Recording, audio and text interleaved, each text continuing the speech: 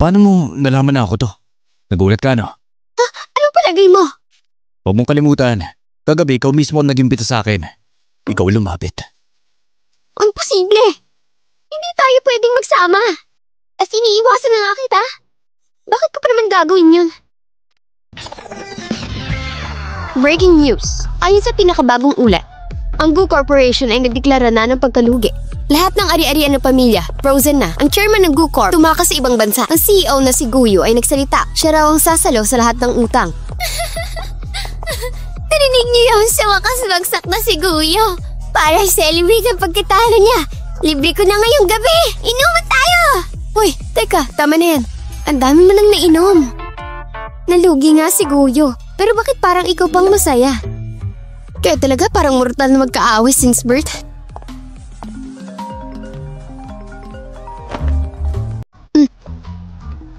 Sandali lang may tawag ako.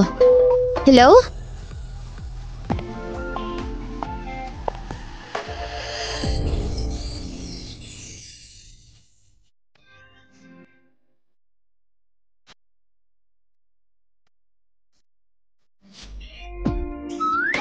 Kuyo? Narinig ko na bankrupt daw kayo. So, broke ka na ngayon. Kung papapasaya mo ako, lahat ng perang to, sa'yo na.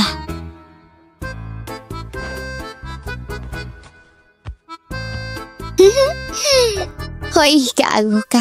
Sa wakas, nahuli rin kita. Hindi ako makapaniwala na tulog ako kasama si Guyo. Naalala mo na ba? Nasa bahay kita ngayon. Lumayas ka nga.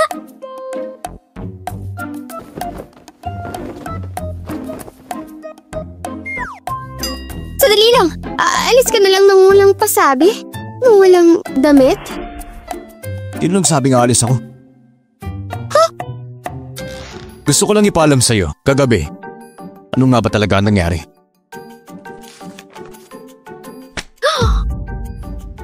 Ay, wag mo sabihin. Kung ang nag-keep sa'yo? Oo naman. Teka lang. Mortal na magkaaway tayo, di ba? Pero pumayag ka.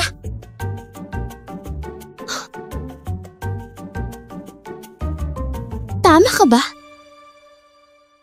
O baka naman, sobrang stress ka sa pagkalugi. Alam mo naman nabagsak na ako ngayon. Walang-wala tapos palaboy pa. Anong dahilan ko para tumanggi? O baka naman... Tulog ka na sa akin, tapos ngayon lalayasan mo lang ako? Ganun na lang? Lalayas ka lang?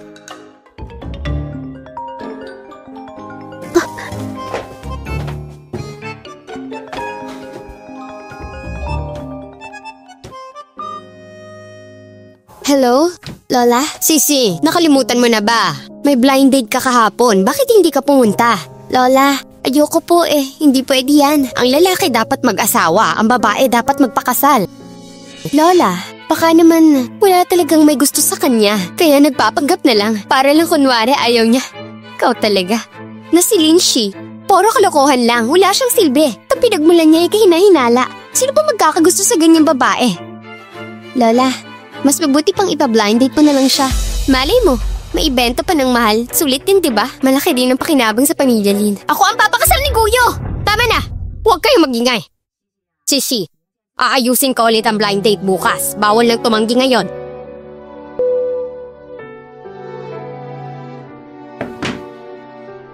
Dahil sa relasyon ni Lynch at Guyo, pag nalaman niya pinapadrino ko siya, siguradong priceless ang magiging reaction nun.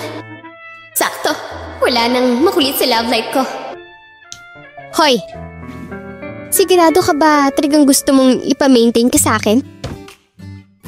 Ano pa nga ba? Okay. Ano ginagawa mo? Itong kontrata hindi opisyal.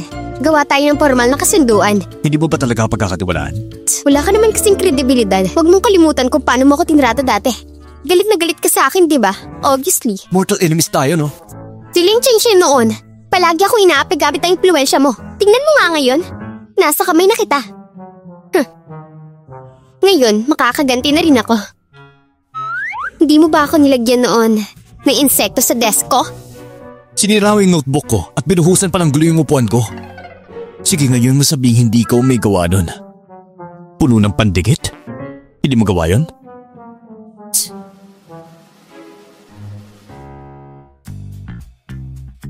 Pwede ka bang umatras habang maaga?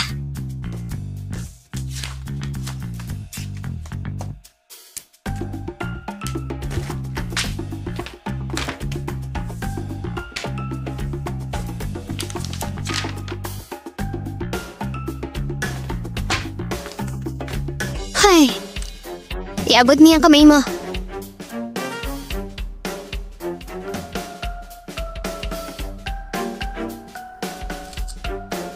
Anong ginagawa mo? Ha? Anong ginagawa mo? Ha? Nagde-declare ng teritoryo. Excited ka masyado ni public ito? Baka naman deep inside, may gusto ka sa akin. Ayoko ng ganyang usapan. Hindi ako magkakagusto sa lalaking katulad mo. Grabe to. Bankrupt ka na ngayon. Wala ka na sigurong pera.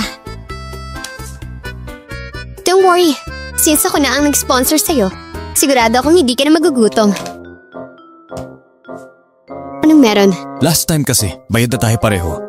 Kung kukuha ko ulit ng pera ngayon, parang wala lang. So, kailan ang next service? Ha? Layas!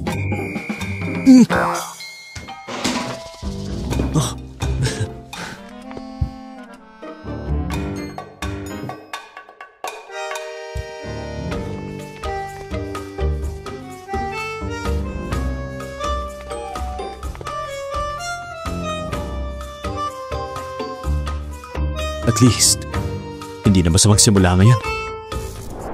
Ano? Natulog ka na kay Goyo? Tapos pinag-maintain mo pa siya? Hindi ba mortal enemy mo yon? Simula pagkabata, lagi yung nag-aamok pag nandyan siya. Lahat ng tao, alam na hindi kayo magkasundo. Exactly! Siya ang pinakaayaw kong tao.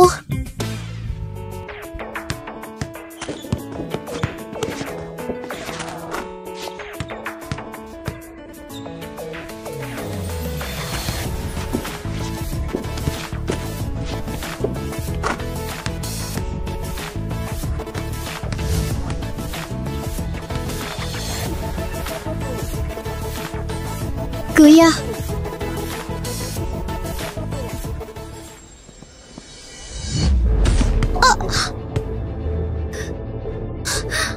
Anong problema mo, Guyo? Ikaw ang may problema. Alam mo ayaw ni Guyo sa'yo, pero pumunta ka pa rin sa court. Gusto mo masaktan? Wala akong paki sa inyo. Guya.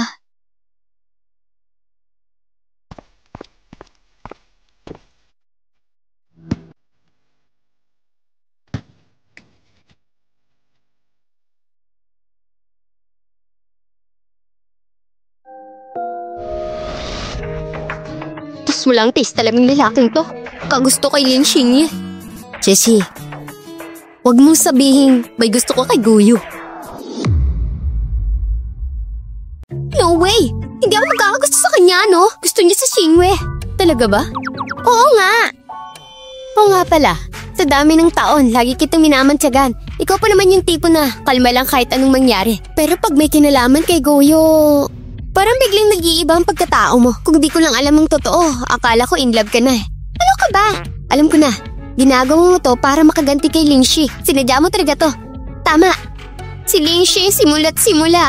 Di talaga ako matanggap. Gusto nga niya mamatay nilang ako. Eh biniyarin ko lang naman yung lalaki niya. Sobrang bait ko na nga niya kung tutuusin. Oo nga, diba dati si Lingxi yung nagpasugad ng mga siga sa labas ng school? Buti na lang at dumating agad ang principal. Kung hindi baka may nangyarin sa'yo nun. Tsaka yung alilan niyo dati, nilagyan niyo gamot yung inumin mo kahit pa walang ebidensya kung sinong may pakana. Lahat naman alam na si Lingxi talaga yun. Din yung klaseng babae, ubod ng sama. Kahit anong ganti, suportado kita. Kaya nga kita best friend eh. Uy, isipin mo. Pag nalaman ni Lingxi na si Guyang naging boy toy mo, anong magiging reaksyon niya kaya? Sigurado magandang panoorin. Pag nangyari yon, siguradong parang telenovela. Tsaka yung siguyo, walang taste. Ngayon nasa kamay ko na siya. Hintayin mo na lang.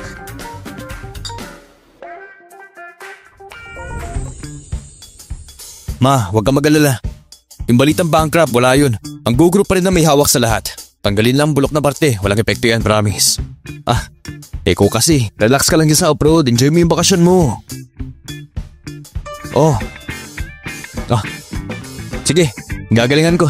Para pag uwi mo, makikita mo na siya. Sige na, tama na to. Tawagan na lang kita.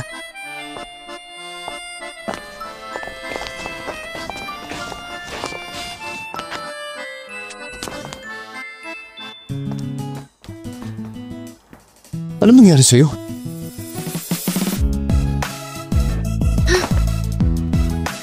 Bakit ka nandito?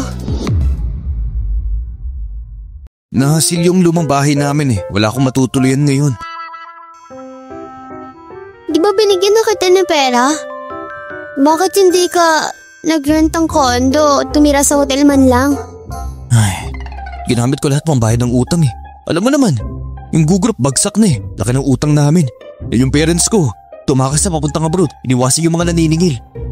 Kaya wala ka man lang itinabing pera para sa sarili mo? Eh, may utang nga ako eh. Hindi ba nakakaya naman? Tsaka hindi ba may sponsor naman ako ngayon? Sige na nga, pumasok ka na. Pero mag-usap tayo ng maayos. Tumira ka sa bahay ko. So kailangan, may rules tayong susundin.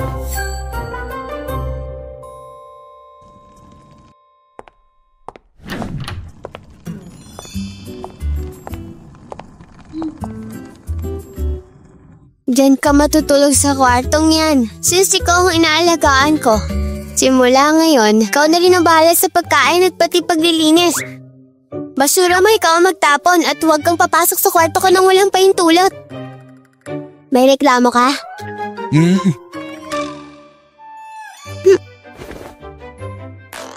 Ano na naman? Pabili ng gulay bukas. Wala akong pera eh. Parang may utang na loob pa ako sa'yo. Ayan, 100,000. Pambili ng gulay pang 1 buwan. Kapag ginamit mo yung pambayad ng utang, lagot ka sa akin.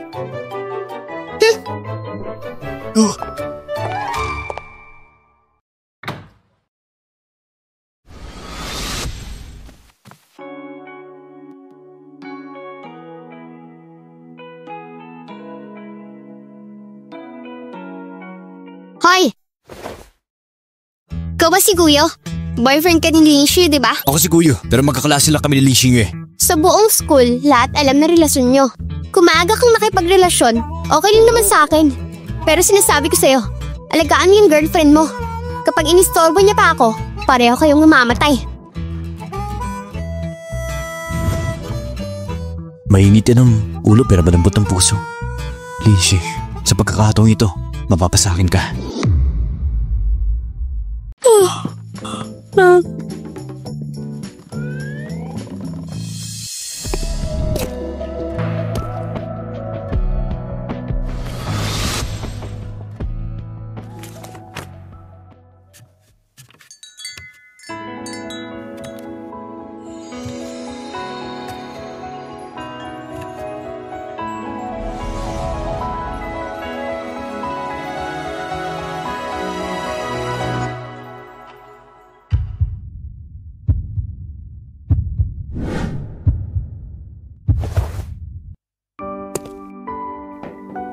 Kain na tayo. Ha? Oo, may lakad ako ngayon. Bahala ka na sa buhay mo. Huwag mo na akong intindihan. Uy, saan ka papunta? Sama ako! Pwede mo naman akong maging driver eh. Pupunta ako sa bahay ni Lin family. May birthday celebration si Lola Lin. Ikaw... Gusto mong makita si Li Xingyuan oh. Bakit ko naman gusto makita yun? Alam mo sa sarili mo gusto mo. Pero sasabihin ko na lang sa'yo. Nung nalugi ang pamilya nyo, si Ling Xionggu ang matandain yun, hindi na siya kagaya ng dati na mabait sa'yo. Ayos lang. Hindi naman sila mahalaga eh. Parang makita lang yun si Cheng. Lahat kaya mong tiisin? Astig. Pero kapag may narinig kang masasakit na salita, huwag mong sabihin na sinadya kong ipahiya ka.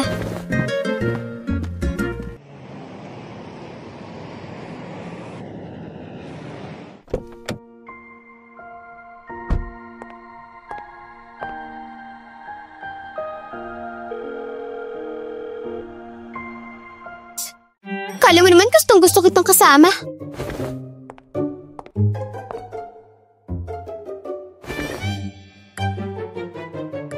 Ayaw mo talaga sumama sa akin? Dahil ba makita tayo ni Ling Xue? Eh lalo na kitang sasamahan. Ganda mo ng mga gamit na to. Bibigay ko yung Lingxi. Happy birthday po, Madam Lin. Sana'y lagi po kayong masagana. Salamat sa inyo. Papa, birthday ni Lola ngayon. Darating ba si Guyo? Ay nako. Sige, lalugi ng pamilya ni Gu. Si Guyo. Eh kahit ganun magaling pa rin siya. Kahit wala silang pera, mahal ko pa rin siya. Nasa kanya pa rin ang bagay na gusto ko.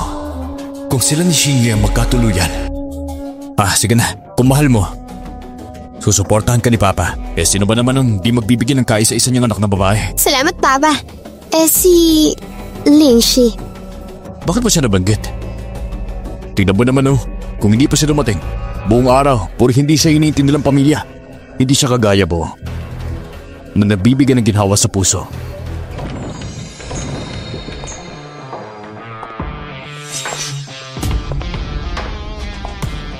Sino yan? Ang ganda naman niya. Yan yung anak sa labas ng pamilyang Lin. Mukhang totoong anak siya ng artista. Ibang-iba talaga siya kumpara sa atin. Pati yung tunay na anak na pag-iiwanan niya. Lingxi, wala ka talagang hiya, no? May gana ka pa punta. Birthday celebration to ni Lola. Ano karapatan mong paalisin ako? Kung kailan ka naging tagapagmana ng iyong family saka ka magsalita ng ganyan? Kanya ka pa makipag-usap sa ate mo? Nakalimutan mo na ba kung paano ako magsalita? Ganyan talaga ako magsalita ever since. Ako pa rin ang tatay mo! Pa, pinaulit-ulit ko sinabi sa'yo si Lingxi. Yan yung tipong kahit gaano alagaan, hindi ang matututong gumalang. Sa totoo lang, ikaw at si Mama hindi dapat naging mabait sa kanya. Dapat matagal niyo na siyang pinilay sa pamilya natin. Tama na, pamilya pa rin tayo. Bawasan niyo na nga salita niyo. Xie, ano yung pinost mo sa moments mo tungkol saan yun? May boyfriend na ako. Ano? Pakilala mo siya sa akin. Isa siyang normal na tao lang. Walang pera, bahay o sasakyan. Ako pa ang gumagastos para sa kanya. Wala siyang mabibigay na pakinabang sa pamilyang Lin. Pero mabuti siyang tao. Proud ka pa talaga dyan? Oo naman. Mas okay na nga ang simpleng tao. At least hindi sila marurumi kaya ng mayayaman. Hindi ba? Hindi kita binigyan ng pera para gastasin mo lang ng ganyan. Tigilan mo yan. At kung hindi ko titigilan? Ikaw! Ling Jungo, noon pa man, hindi mo na ako ginabayan. Akala mo ba hindi ko alam? Ginagamit niyo lang ako dahil nalugi ang pamilya ko. Nababahala na kayo ngayon kaya gusto niyong ipakasal ako para lang masalba ang interes ng kumpanya niyo. Ikaw!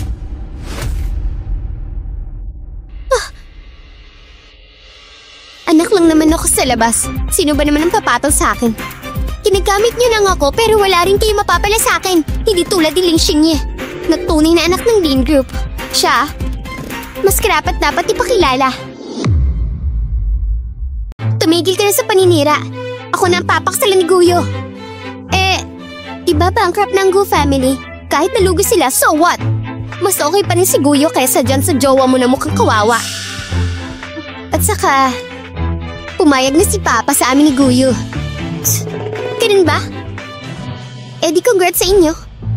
Sisi anak, ang pagpili ng mapapangasawa ay panghabang buhay. Ako at ang tatay mo, gusto lang namin makahanap ka ng kapantay mo. Para rin sa ikabubuti mo. Lola, kung gusto mo talaga akong tulungan, hiyaan mo na lang ako. Ikaw! Ganito na lang. Imbitahan mo siya at ipakilala sa amin. Kung maayos naman siya, hindi na kami tututol ng tatay mo. Sigurado ka bang gusto mo siyang ipakilala? Baka naman yung boyfriend mo, imbento mo lang. Gawa-gawa lang ng kwento para lang bulayin si Lola. O baka naman, nahihiya ka talaga ipakita siya kasi nakakahiya siya. Ako pa, baka kayong mapahiya. Hindi ako. Lalaki mo siya, diba? Kung nakakahiya siya, edi pati rin ikaw nakakahiya. Pa-secret-secret ka pa. Ayaw mo pagsabihin. Baka naman, Ang pinili mo may asawa na. Huh, kaya pala ayaw mong ipakita sa social media. Ginaya mo si Mama. Kabit mo naman na may asawa. Sinampal mo ako! Kung kabit man ang mama ko, wala kang karapatang manghusga. Bastusin mo pa ulit ang mama ko. Bawat salita mo may kapalit na sampal. Subukan mo ulitin. Lindsay, nasa bahay ka na mga Lin. Hindi to ang lugar para magwala ka. Magpakagalang ka. Lin Jungo, grabe ka naman kung maka-double standard. Ay nako, tama na kayo. Bakit ba pag nagsama-sama kayo? Lagi na uuwi sa away. Shishi, huwag mo sabihin totoo. Relax ka lang, hindi naman ako ganun ka-emosyonal. Gusto niyo makilala siya, di ba? Sige, ipapakilala ko.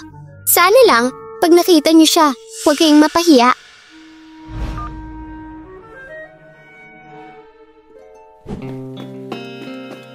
Mr. Gu, lahat ng pinahandaan niyo ay sa lahat. Bali ang papilis sa bahang kumpanya, tapos na rin po. Pinakalap na ang balita, pero tayong hawak na lupa sa West District. Marami ka pong interesado. Maghintay na lang tayo ngayon. Matapos natin tanggalin ang problema, maraming matatanda sa industriya, nagmamasid pa rin. Hindi natin ang tamang oras. Para masulit natin ang kita, tamang-tama rin. Parang bakasyon na rin to. Opo sir, pero hindi ba yung pagkalugi ng Q-Group wala naman talagang epekto? Bakit yung pinapulis yung mga asset ninyo? Lahat ng nasa pangalan. May sarili akong plano. Kung ayaw lumapit ng bundok, ako ang lalapit sa bundok. Hello? May 3 minuto ka para pumunta dito agad. Gusto ko makita ni na Lin Jungo. 3 minuto ha? Akala mo ba ordinaryong lugar lang to? Yung kabit mong lalaki. Baka di nga makapasok sa gate. Sino nagsabing sa gate siya dadaan? Ay wow, confident ka ha? Huwag mong sabihin, yung lalaki mo nandito na pala sa loob malapit na sa banquet hall. Sige nga, pakita mo. Sino ba talaga yung Prince Charming mo?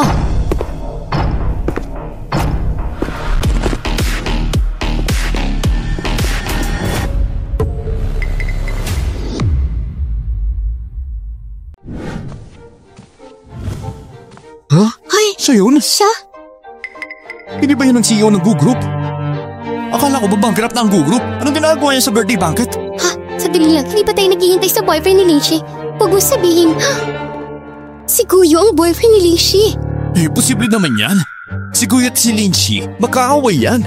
Sabi nga simula pa ng college, labanan na sila ng labanan. Kung magsama pa yung dalawa, parang tubig at apoy yan.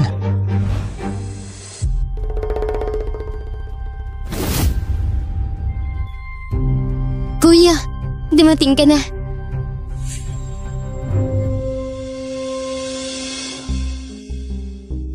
Maligayang kaarawan po, Lola.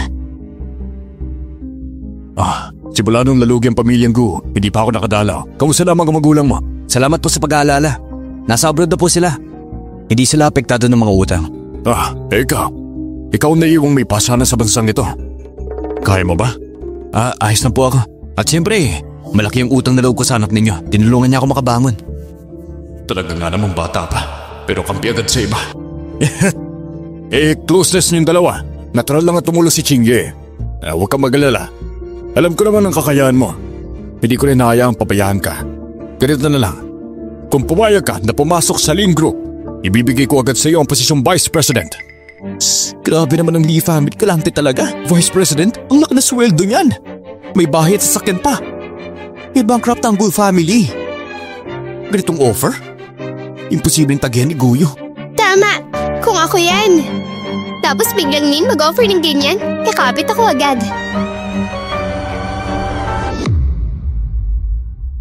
Guyo, tatanggapin mo diba?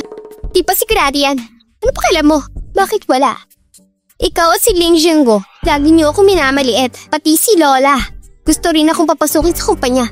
Napag-isip-isip ko. Kung papasok ako sa Lin Group, hindi rin masama. Pero at least, Vice President din dapat ang posisyon ko. After all, may parte rin ako sa Lin Group, di ba? Tama ako? Huwag kang mangarap. Ang usapan dito yung pagsama ni Guy sa Lin Group. Bakit ka sumasausap? Kung gusto mo rin pumasok, ibang usapan na yon. Huwag ka na makialam dito. Basta ako. Sigurado ako si Guyo hindi tatanggap sa Lin Group. Paano mo nasabi? Hindi pa nga siya sumasagot. Pero sure ako papayag yan. Tanungin mo nga siya. Hindi rin ako curious. Bakit si Linshi, ang lakas ng loob, nasabihin hindi ako papayag? Hindi mo ba narinig ang kasabihan? Ang pinakilala ko sa'yo ay mga kaaway mo.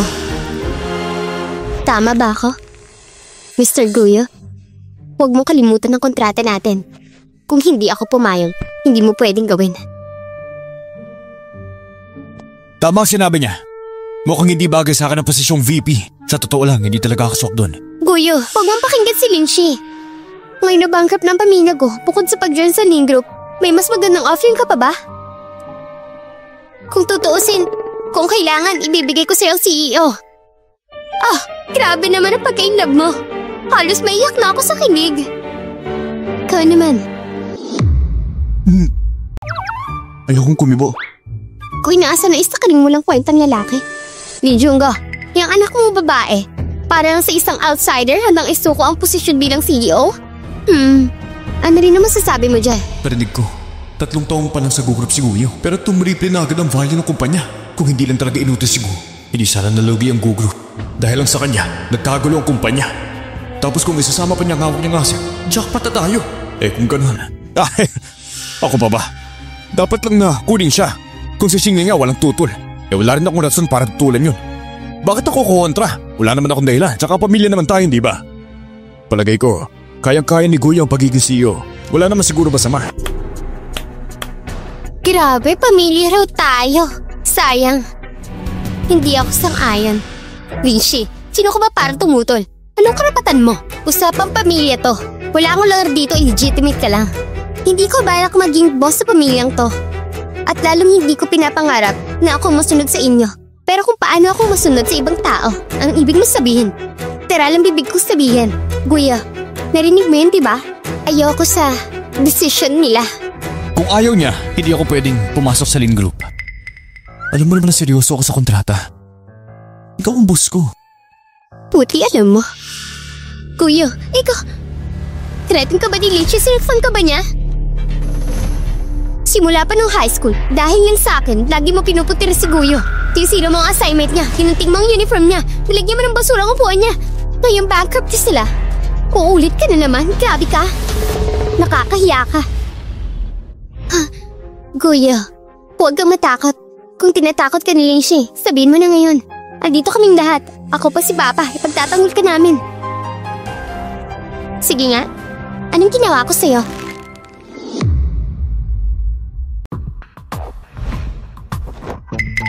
Wala namang ginawa si Linshi. Ayoko lang gawin ng isang bagay na alam kong ayaw niya. May kahiyan pala ang lalaking to. Bakit daw? Siyempre, kasi girlfriend ko si Linshi. Ano itong nangyayari? Di ba ang sabi? Si Guyo at ang anak na babae ng Lin family, si Lin Xingye, sila dapat ang magkarelasyon? So ibig sabihin inagaw ni Linshi ang boyfriend ng ate niya? Dalawang babae sa isang lalaki. Mas madrama pa to kaysa sa mga telenovela. Coach, kayo ba? Ikaw yung lalaking nasa stories ni Linshi. So kayo na pala ni Shishi. Kaya pala tong batang to ayaw makipag-blind date. Shishi naman. Bakit naman? Hindi mo sinabi sa akin naghad. Kasi balak ko sabihin na may malaking utang siya sa akin. Pero ayun, bigla na lang lumabas sa publiko. Ano bang ibig niya sabihin doon? Ayaw na niya kay Ling Xingye? Kakastart lang din naman namin. Kami rin naman kakastart lang din naman namin. Bago pa lang kami sa relasyon. Kung hindi pa nalugi ang Go Group, hindi naman kami magkakaganon. Tama ka dyan. Kung hindi na wala ang Go Group, bilang anak sa labas ng Lishi, wala siyang karapatan. Hindi siya bagay na maging CEO. Pero sige na nga, mas mabuti pa magkaayos sila. O diba, mabuti pa rin sa huli. Imposible. Portal na magkaaway yung dalawang yan. Paano naging magkarelasyon? Hindi to totoo. Lishi, bakit di ka nalang mamatay? Dati inagaw mong nanay at tatay ko. Ngayon pati siya? Kung alam mo lang, sana noon pinatapos na rin kita. Hoy, ano sinasabi mo? Tumigil ka! Isara mo yung bibig mo! Mga tao! Hindi na maganda pakiramdam niya. Iatid niya sa kwarto. Miss, dito po tayo.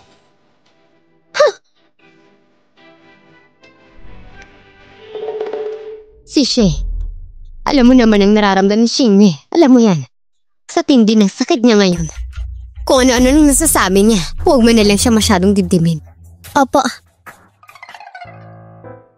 Kung concerned ka talaga, habulin mo siya at magpaliwanag ka. Wala na akong dapat ipaliwanag. Kung kayo na ni Guyo at magkasama na kayo, edi maganda kung pumasok na rin siya sa Lin Group. Bagay naman yun. Pareho kayong nasa posisyon kung seryoso nga kayo. Dapat pinag-uusapan nyo na rin ang pagpapamilya. At ikaw, tigilan mo na yung pagiging pasaway mo. Magpakaseryoso ka na. Opo, Lola. Tungkol naman sa tanggap kay Gus sa Yin Group, pag-uusapan namin yon.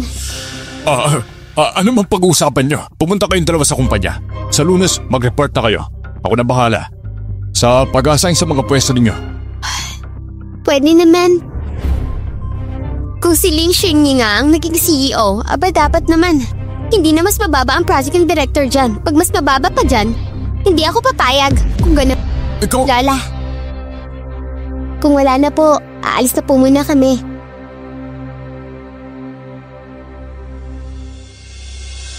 Naku naman ma, tignan nyo nga yan. Umabuso na naman sa kabaitan eh. Ay, ikaw kasi pinilit mong pumasok sa kumpanya si Lindsay. Pag nalaman to ni Xingye, magwawala na naman yun. At saka si Guyo, ang lagkit tumingin kay Lindsay.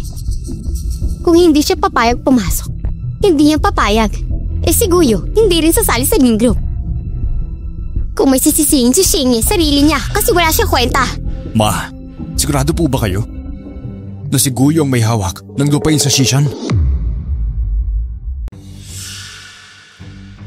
Sa tingin mo lulukohin kita? Ako at ang lolo ni Guyo, si lolo niya. Magkaera kami niyan. Noon, ang pamilya ni Liu ay talaga namang napakayaman. Sila ang may-ari ng buong Shishan. Kanila lahat yon. Kahit bumagsak pa sila pagkatapos ng digmaan, pagkamatay ni Lolo Liu, lahat ng yaman niya, iniwan niya kay Guyo. Kahit kaunti lang yan. May 3 o 5 lote pa rin yan. Eh bankrupt na ang Go Group. Bilyong utang yun, nakapatong sa balikat ni Guyo. Bakit hindi niya ginamit yung lupa? Tanga ka ba? Ang pamilya ko, hindi lang si Guyo yan. Kung ikaw yan, pipiliin mong ibenta ang lupa mo para bayaran ng kalokohan ng buong angkat? Tama ka nga talaga ma. Kaya nga, ang una nating dapat gawin ay pasayain si Lindsay. Sa pamamagitan niya, makukuha natin ang mga lupa ni Guyo. Kung hindi naman makuha, si Guyo mismo ang asset natin. Pwede pa rin siyang maging asset ng Ling Group. At saka, si Xu Mefeng halatang desidido na iwalayan ka. Kung nariyan si Lindsay, makakatulong siya. Makakatulong siya sa Ling Group para rin sa kabuuan natin.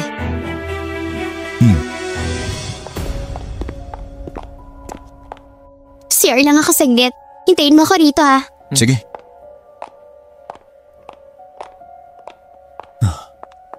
Guyo, totoo ba kayo ni Lindsay? Akala ko talaga, ako ang gusto mo. Noong high school pa tayo, lahat ng tao akala magkarelasyon tayo. Minsan hindi mo kinontra. Alam mo ba kung bakit hindi ako umulma? Ikaw mismo, hindi mo ba naramdaman? Si mama at si tita akala rin nila tayo. Akala ko pati ikaw. Sorry, hindi ko rin alam kung bakit nagkamali ka ng akala. Wala naman akong ginawang malapit sa'yo. Hindi ako sinabi na gusto kita. Kaya ako tahimik noon. Para lang sa respeto kay Tita Shu, ayoko mapahiya ka sa harap ng lahat ng school. Pero hindi ibig sabihin na gusto kita. Ibig sabihin yung gusto mo si Lindsay? Huwag mo kalimutan, sinabi mo ba sa akin noon na hindi mo siya gusto. Ibig sabihin ba niloko mo lang ako? Hindi kita niloko. Sige, narinig ko yung kapatid mo raw tumakas na naman sa klase kanina. Yung advisor niya galit na galit sa faculty office. Si Lindsay ganyan talaga yan noon pa. Walang disiplina, walang pinag-aralan. Sanay na ako mula pagkabata. Basta nandyan siya para na siyang mansya sa pamilya namin. Ewan ko kung anong pumasok sa kanya at ipasok sa school ko. Pero aminado ako na maganda yung bata. Artistahin talaga siya. Ang ganda niya. Kahit na legitimate child pa rin siya. Kahit ganun pa siya kaganda, walang lalaki magkakagusto sa kanya. Diba tama ako? Tara, laro na tayo. Basketball time na. If naman importante yung opinion mo.